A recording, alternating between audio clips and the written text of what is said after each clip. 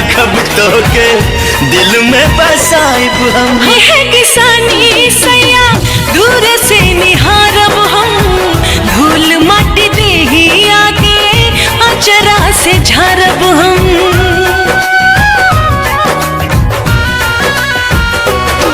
हाँ जिंदगी में तोहरा से दूर कब जाइब ना, क्रिया खियाला कौनो वादा भुला